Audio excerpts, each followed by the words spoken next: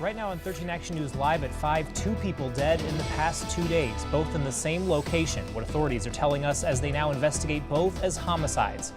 Summer road trips are adventurous, but it's an even more dangerous time for deadly crashes. A driving program for teens aims for 0 fatalities this season. And a California nonprofit travels to the Valley to help out a veteran, how they're raising money to make the necessary updates to his home. But first, we want to start off with weather. Another hot day here in the Valley, but the bigger story right now is the winds. So Dan, could this ruin some of your weekend plans? You know, I think it's possible that maybe some of your evening plans, if you have them outside, could be in jeopardy because those winds could blow things over a little bit. Right now, though, the wind's not as strong in most of the Valley and some other areas. You can see southwest right now, 21 miles per hour, north Las Vegas, 22 Sunrise Manor, and that's sustained. But some areas not seeing any wind, like Centennial Hills, not much of a breeze there, only 10 Summerlin, 16 out at McCarran. Now looking at gusts, though, we're seeing everyone with a little bit of a gust out there. 24 mile per hour wind gusts right now. McCarran, we're sitting at 38 mile per hour wind gusts right now. Red Rock, it is quite windy out towards the mountains, and 32 north Las Vegas. Winds are going to stay up over the next couple of hours. Temperatures will start to come down because, yes, we hit triple digits today. Right now it's 99, 101 downtown, though. Temperatures tomorrow a little bit cooler with these winds. Take a look at the wind speeds as we go into the overnight. 12 o'clock, still around 20 miles an hour, so we got a couple more hours of these stronger winds. By 4 o'clock, down to about 15, and then much lower into the afternoon tomorrow with cooler temperatures as well.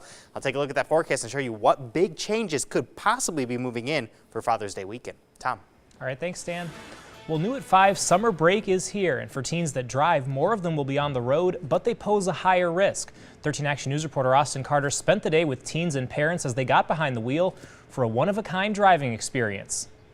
0 teen fatalities, 3 simple words, hoping to save lives. The ZTF driving course created to educate and give hands-on training to new teen drivers. Today's class coinciding with the beginning of the 100 deadly days of summer on the roads. You know, kids are out of school, people are on vacations, you know, people are driving at different times of night doing long road trips. The program bringing out dozens of Valley parents and their teens Saturday, even bringing out parents like Regina and Chris Grinstead coming all the way from the Bay Area just for the course. You know, you have a lot of drivers on the road that don't know how to react, so by learning how to anticipate what may happen, and this course provides a lot of that training, kind of looking ahead, seeing what could happen, and then training them how to react to that situation. Regina's son, like many teens here today, are about to hit the road. Today's course putting drivers to the test, maneuvering around traffic cones and driving through slick roads.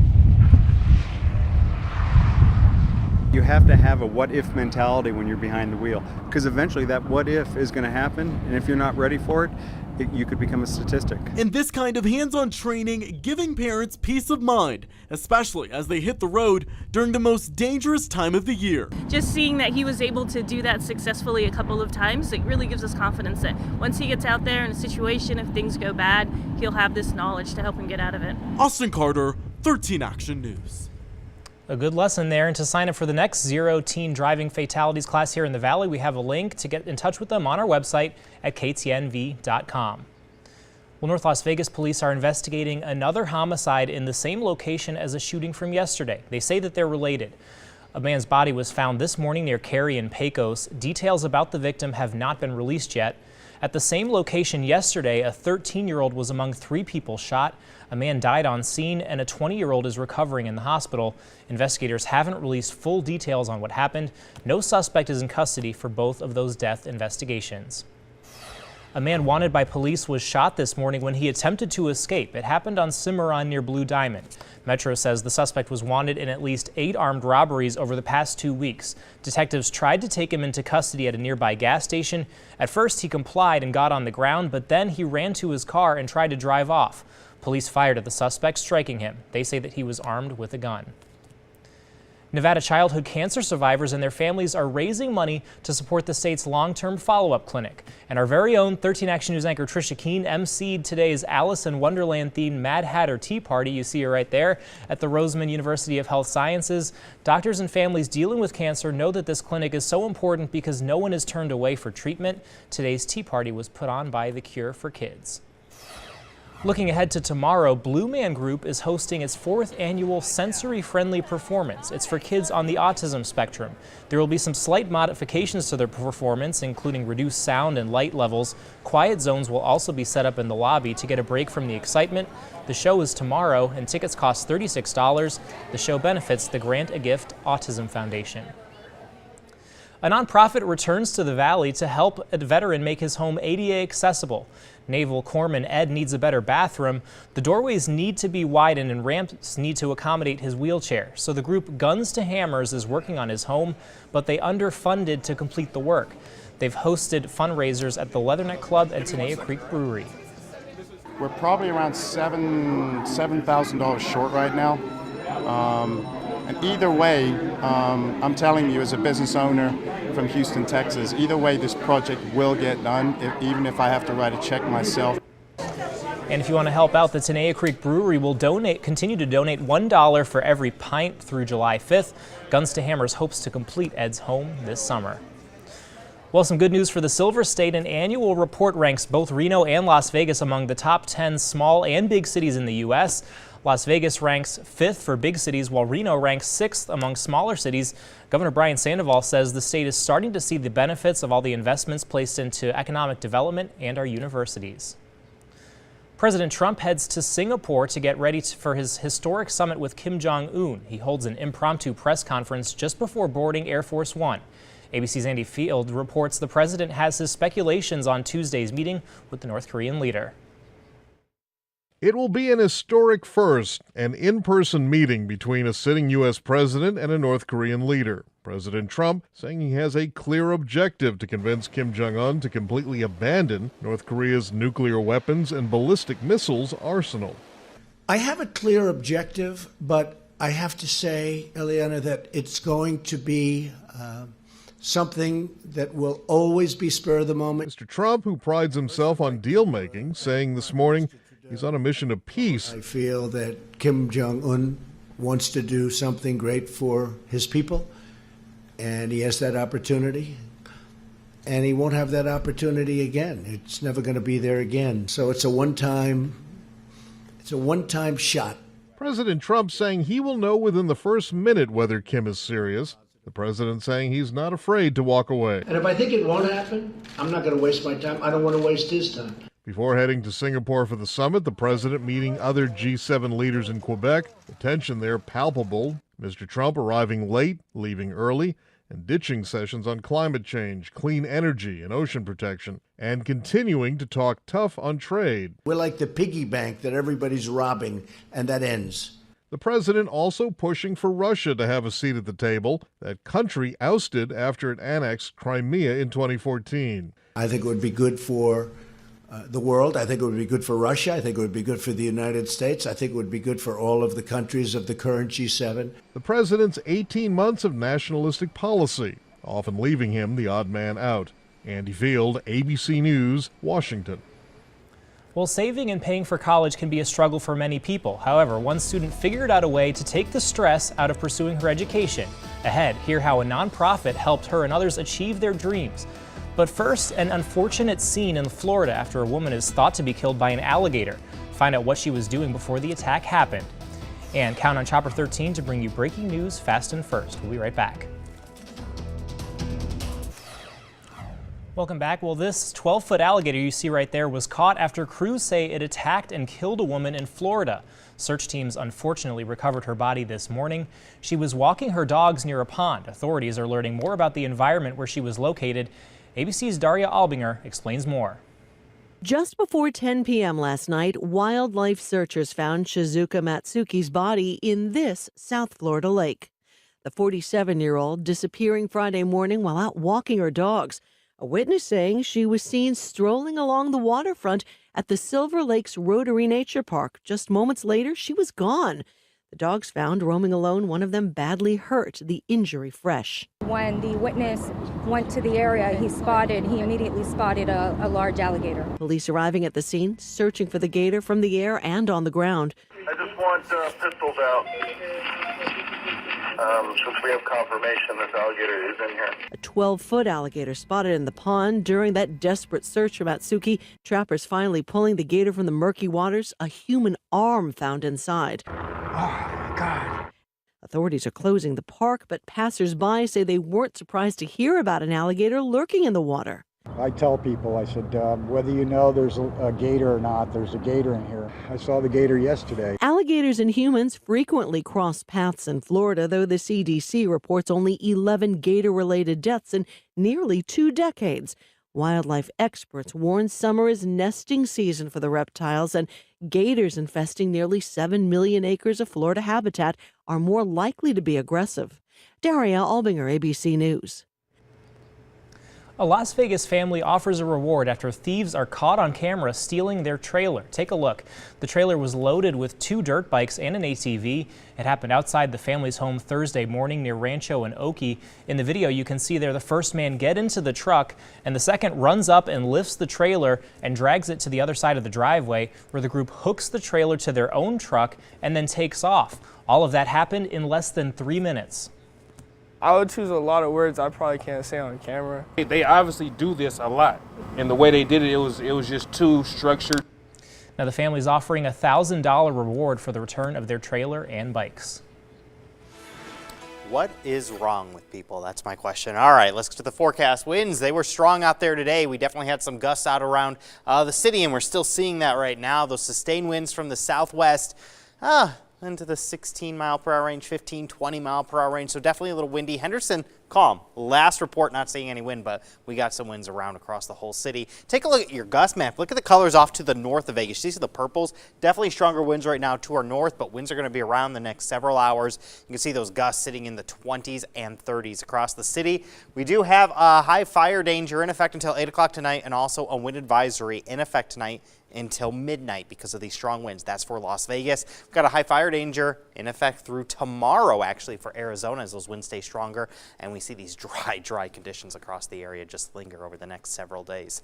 Temperatures sitting at 99 right now, Las Vegas, 100 North Las Vegas. We did hit 100 today. Temperatures dropped back a little bit with those winds, but still very warm, but for this time of year, decent outside. Just take the winds out of the equation, not a bad day. 106 down in Laughlin, that current temperature. Allergy counts, hey, you know what?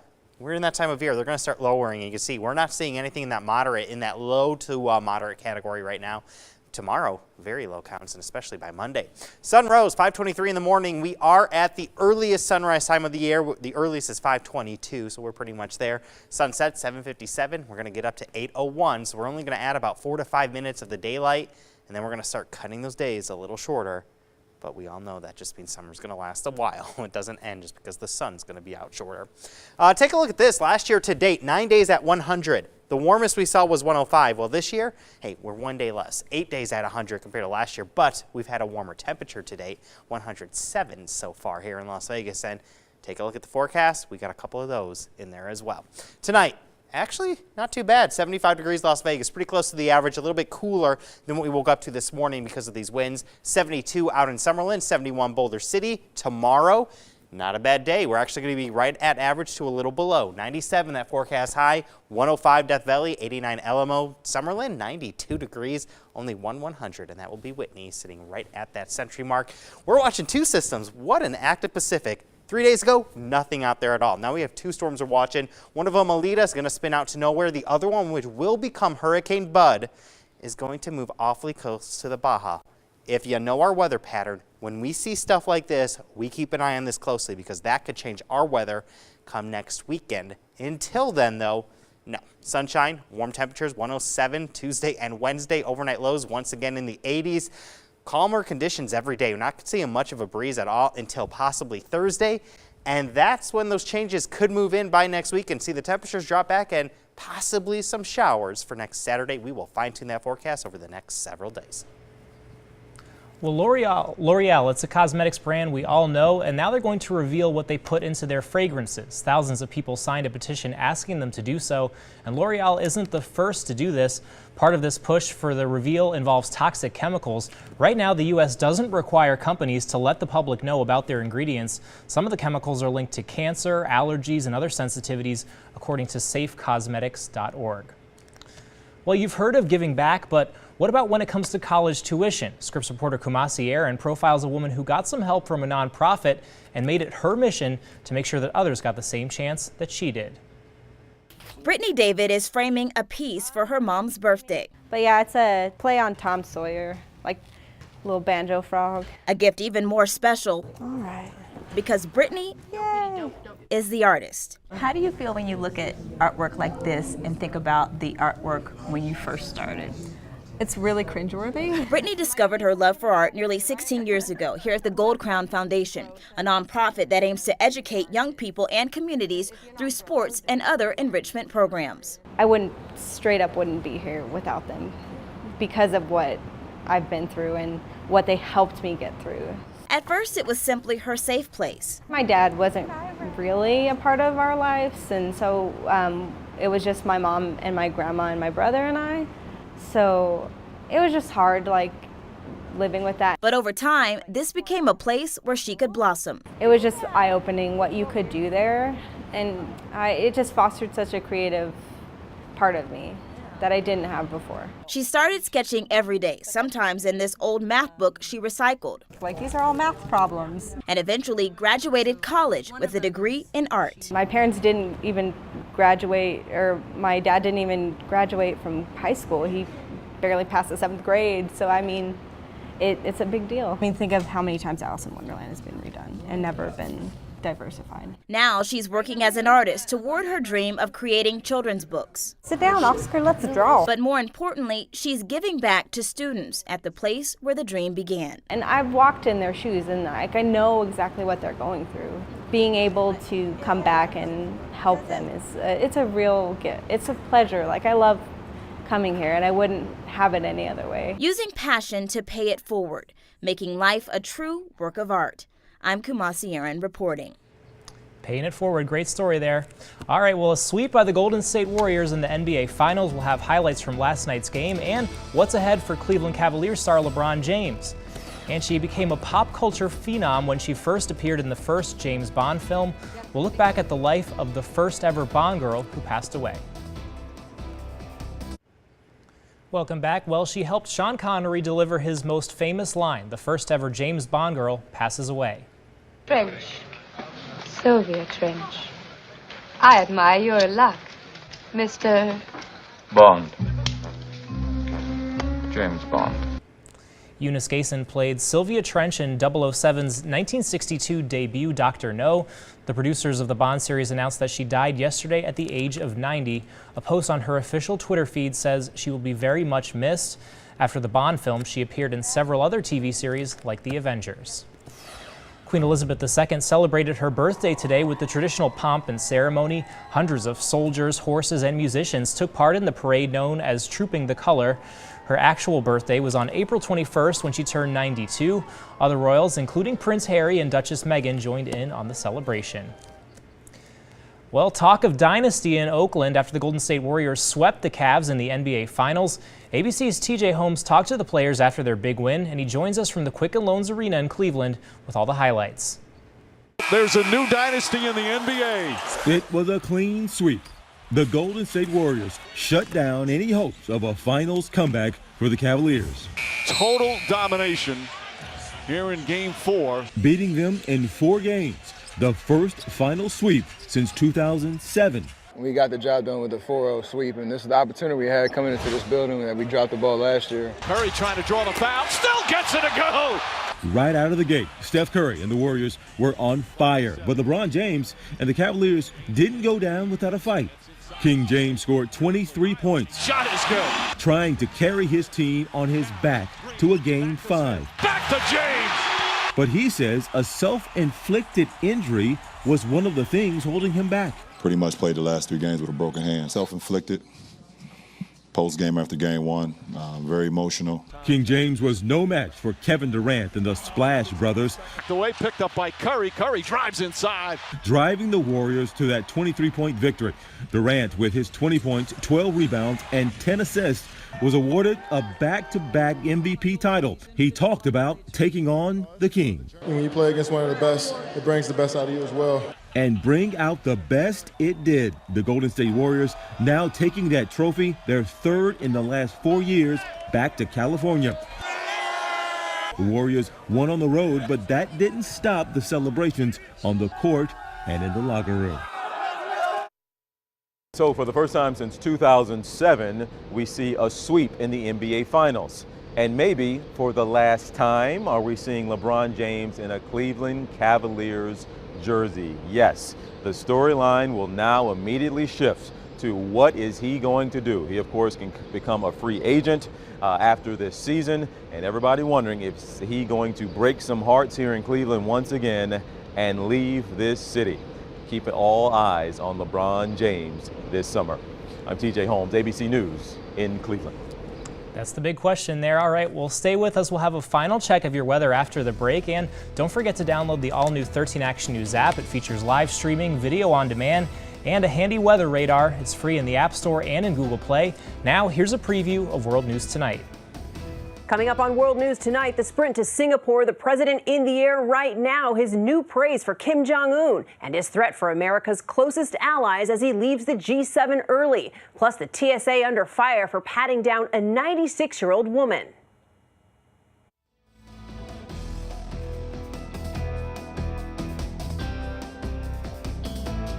All right, and here's a look at what's coming up in tonight's primetime lineup right here on ABC at 8 o'clock, The Crossing, then at 10, 20/20, then, of course, keep it right here for 13 Action News at 11. Well, if you're going to be outside, you know, today's not the best day because those winds. But, hey, tomorrow, 97 degrees, winds much lighter. That's a good day for us in June. That's right at average, actually. Then we're right back up there, about 10 degrees above average Tuesday and Wednesday. 107, tying the warmest of the year. A lot of sunshine this week, but, hey, the big story is, keep it here, 13 Action News, First Alert Weather Team. There could be some rain next weekend because of a tropical storm, a hurricane that will become a hurricane. So enjoy those nice, cool 97s while you can. Yeah. All right, that's our news for right now. Stay with us. World News coming on up next. We're always on at ktnv.com. We'll see you right back here at 6.